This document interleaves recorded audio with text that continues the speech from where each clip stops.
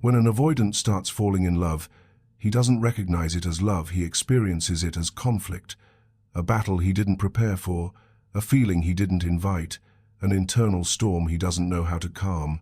Unlike secure people who welcome closeness, or anxious people who seek more of it, the avoidant doesn't understand the emotional intensity rising inside him. He thinks he's losing control. He thinks something is wrong with him. He thinks his world is shifting too fast. What he doesn't realize is that he is falling for you deeper than he has ever allowed himself to fall for anyone. And the sign is not confidence, consistency, or romantic gestures. The sign is turbulence. At first, he feels drawn to you in a way he can't rationalize. Avoidants pride themselves on being logical, independent, emotionally self-contained.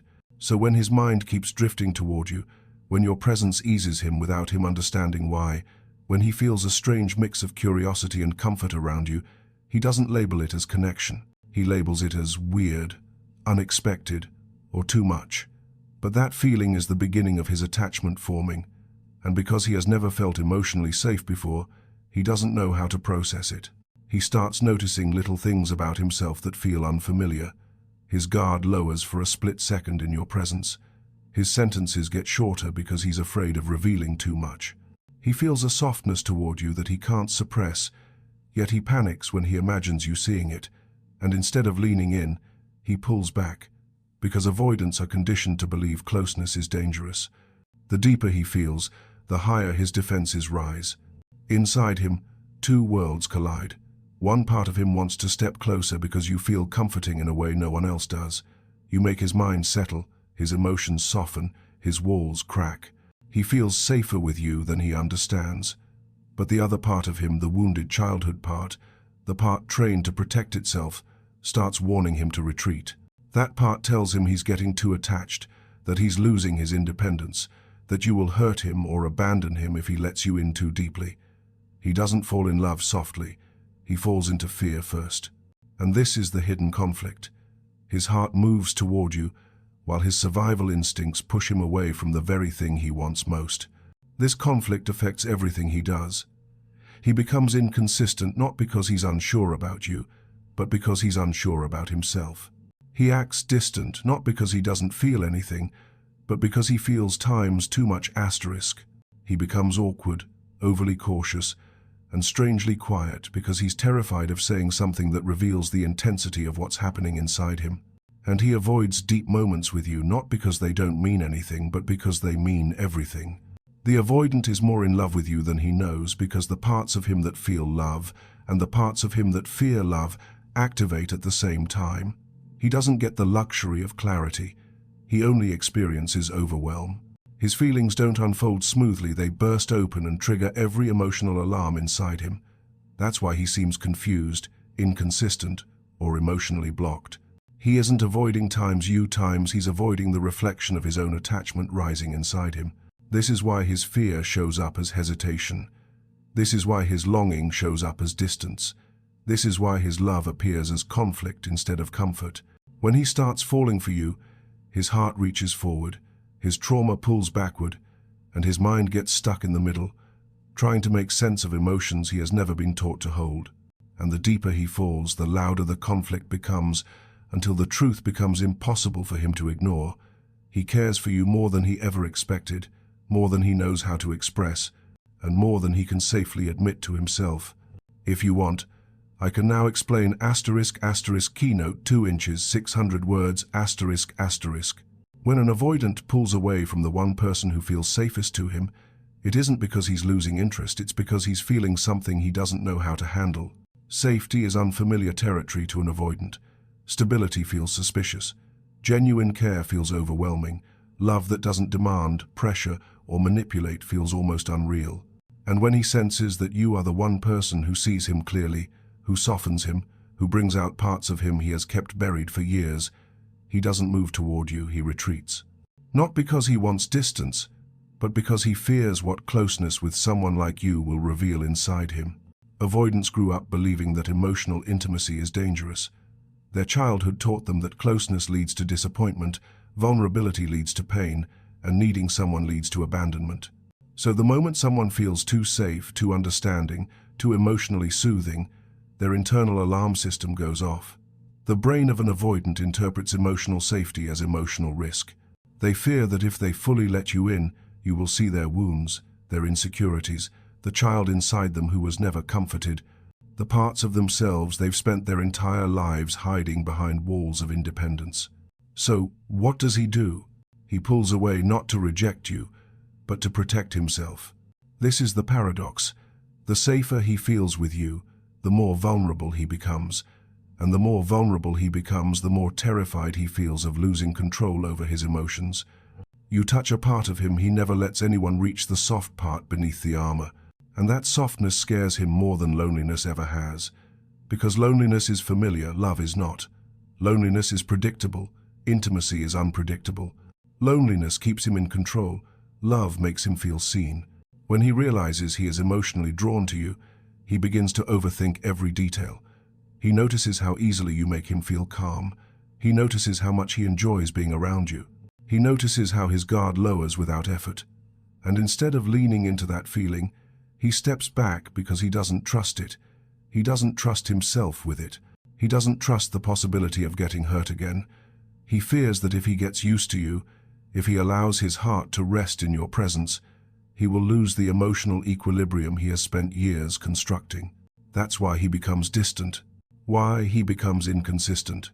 Why he disappears after deep moments. The deeper the connection feels, the more threatened he becomes by the intensity of his own emotions. You aren't the danger, his feelings are. When he feels safe with you, he worries he will become dependent on that safety.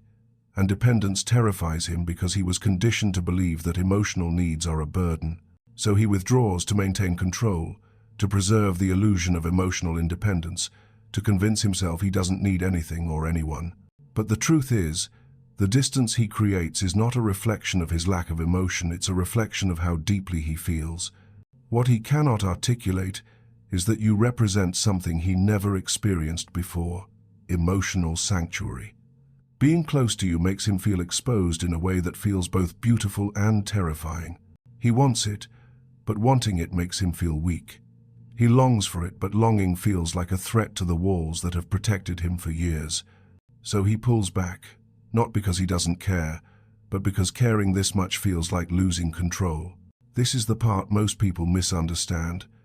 An avoidant doesn't run from a lack of connection, he runs from a deep connection. He doesn't fear the wrong person, he fears the right one. And when he pulls away from you, it's because you touched something inside him he didn't know how to face. The truth that love feels safer with you than it ever has before, and that terrifies him more than anything. If you'd like, I can now explain ***, keynote 3 inches, 600 words ***. The awkward, uneasy behaviors he shows around you are not signs of disinterest. They are the clearest indicators that his feelings for you run deeper than he knows how to handle. Avoidants don't fall in love gracefully. They fall in love anxiously, clumsily, quietly, and with a level of internal chaos they can't put into words. Their emotional world is not built for transparency, it's built for survival. So when real feelings awaken, their entire system gets scrambled. And that awkwardness, you see, that tension, that strange mix of distance and closeness, that sudden inconsistency that is the emotional truth spilling out through the cracks he can no longer control. He doesn't act calm around you, not because you make him uncomfortable, but because you make him feel something he can't suppress. His usual emotional mask starts slipping. The confidence he shows the world starts flickering. The distance he once effortlessly maintained becomes harder to hold. He doesn't know how to behave around someone who matters. When a woman doesn't touch his heart, he knows exactly what to do. Stay surface level, stay composed, stay in control. But when a woman reaches a place inside him he thought was closed off forever, his emotional instincts go haywire. That's why he becomes awkward in your presence.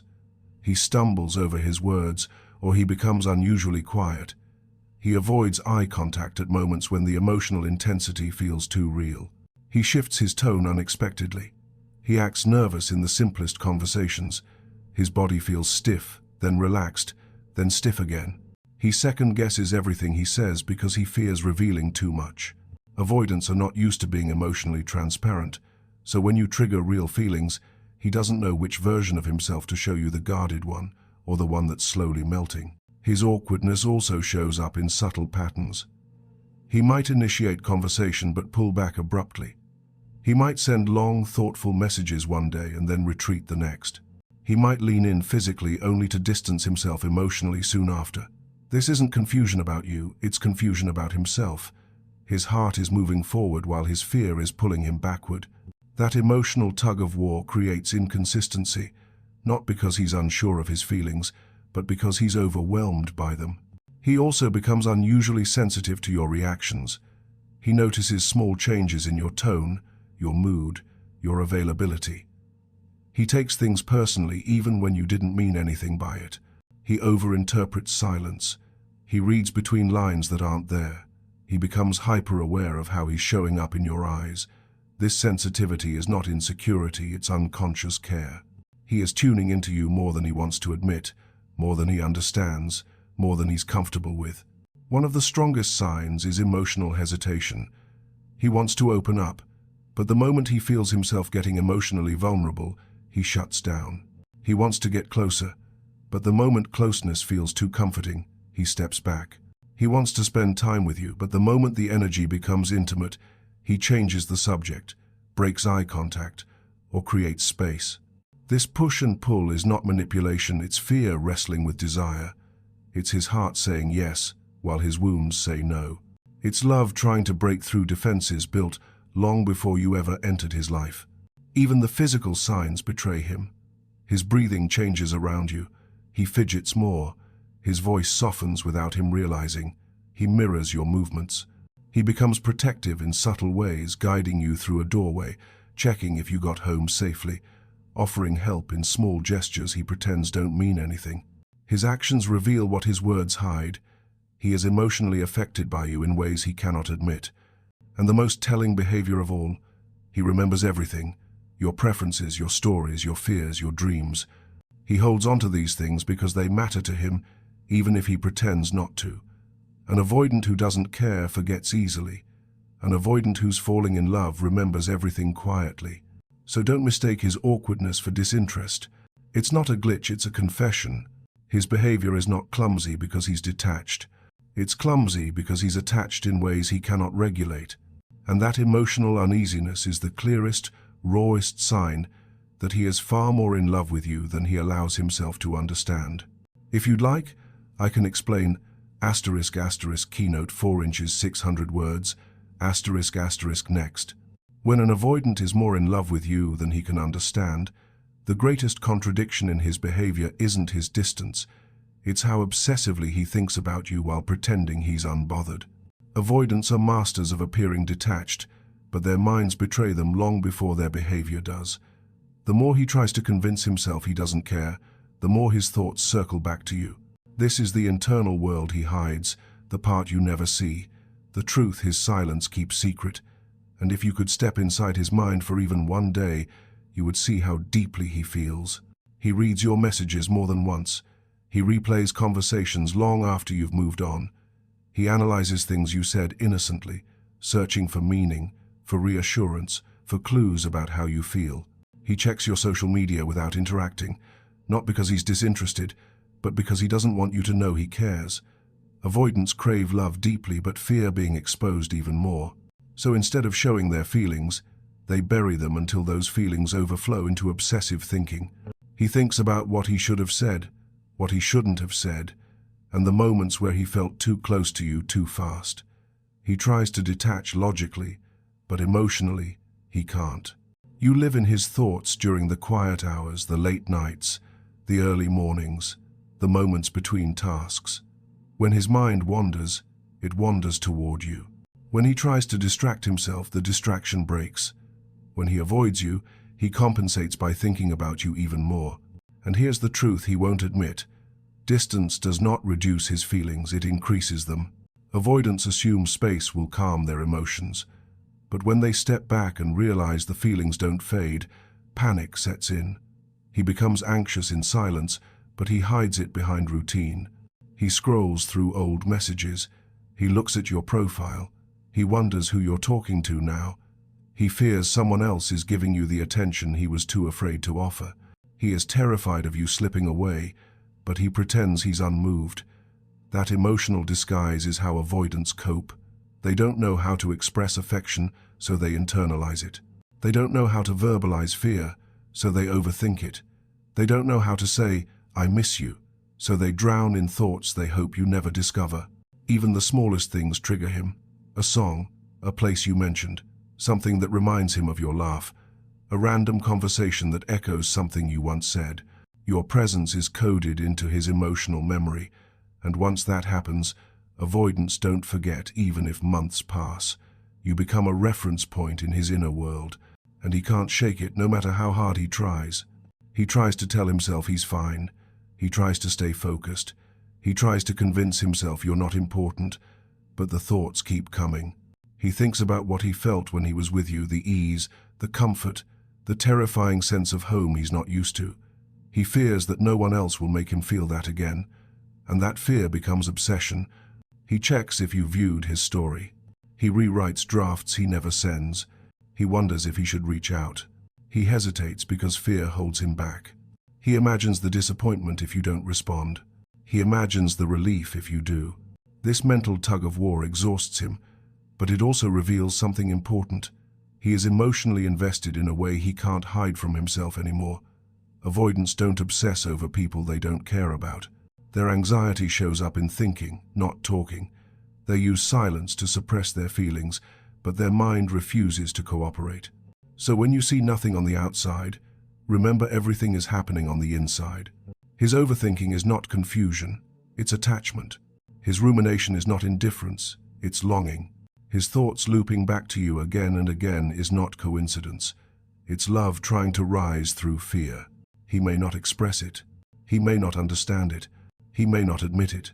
But the mind of an avoidant gives away what his words never will. You have become the emotional center of a heart he's terrified to let you see.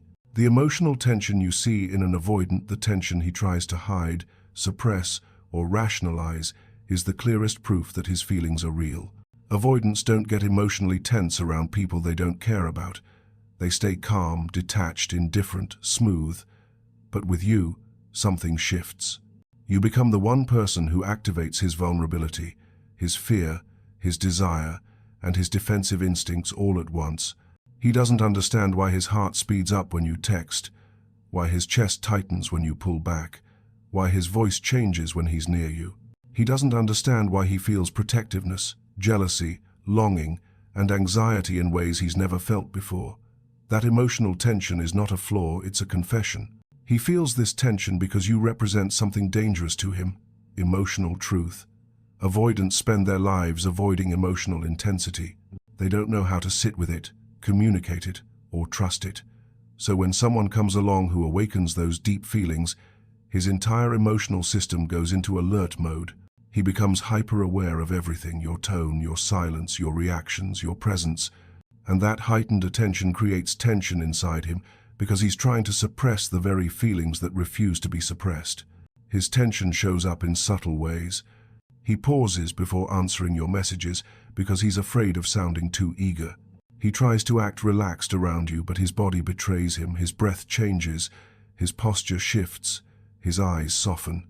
He wants to get close, but he hesitates, as if closeness itself is too dangerous. He struggles to maintain eye contact when the energy between you gets too real. He looks away not because he's bored, but because the connection feels too revealing. Avoidants don't fear you, they fear what they feel. Times with times you.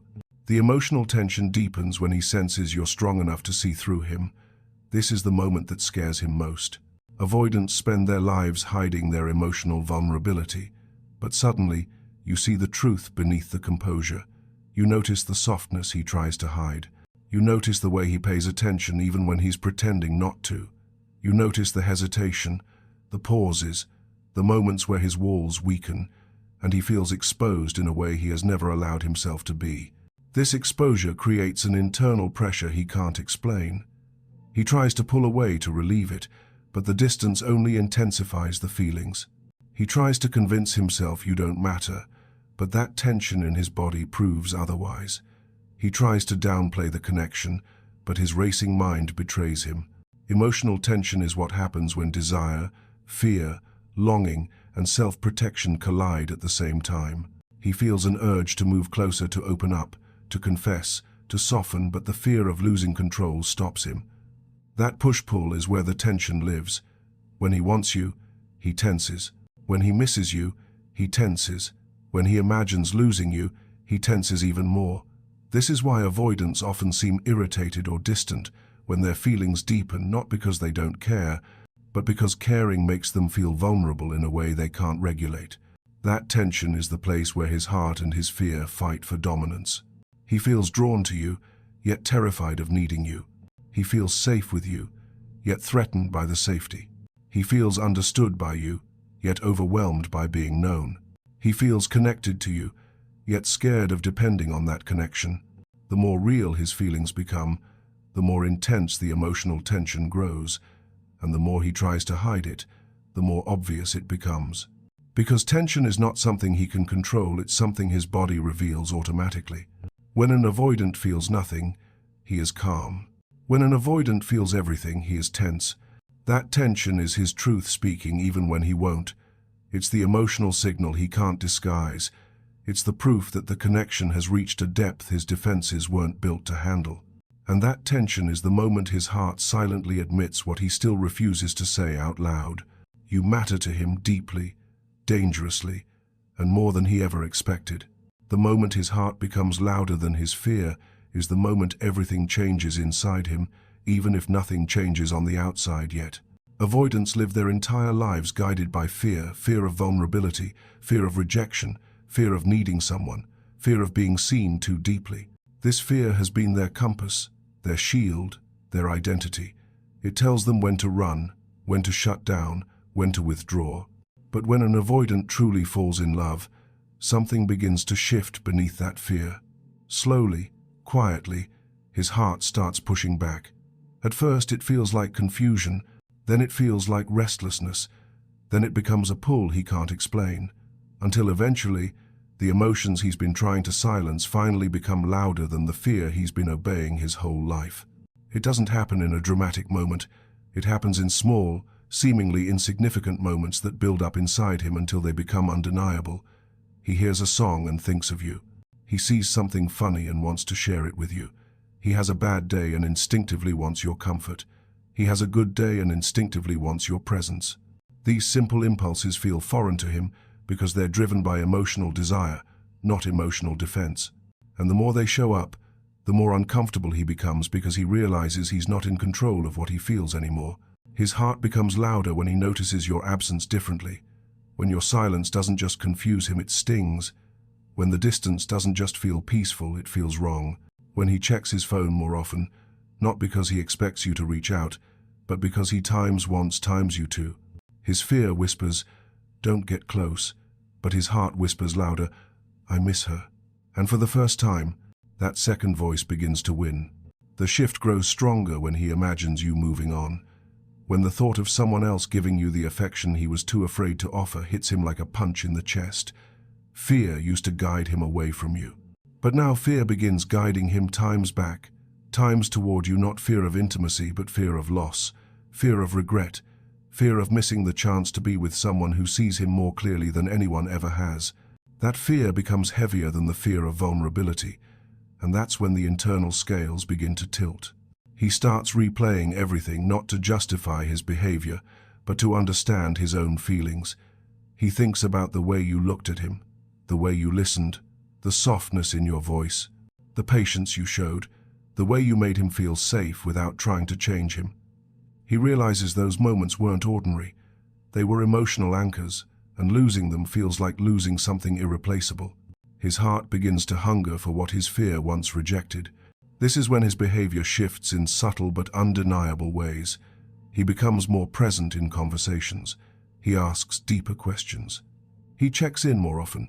He tries to start conversations instead of avoiding them. He acts protective, attentive, or unexpectedly vulnerable.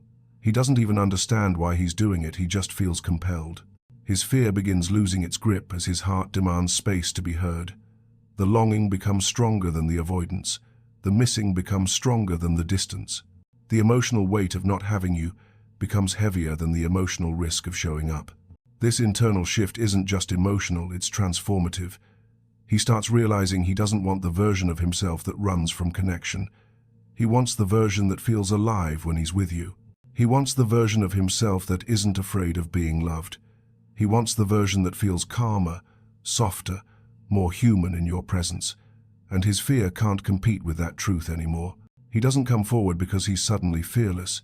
He comes forward because love finally outweighs fear, because silence hurts more than vulnerability, because losing you terrifies him more than opening up ever did, because the risk of loving you feels smaller than the regret of not trying. This is the moment his heart leads, even if his steps are shaky. The moment his walls weaken, even if he doesn't admit it. The moment he chooses connection over protection, even if it scares him. And that's the moment you see his feelings in the clearest form, not through perfect words or grand gestures, but through a vulnerable, hesitant effort that says everything he has been afraid to say. I don't know how to do this, but I don't want to lose you.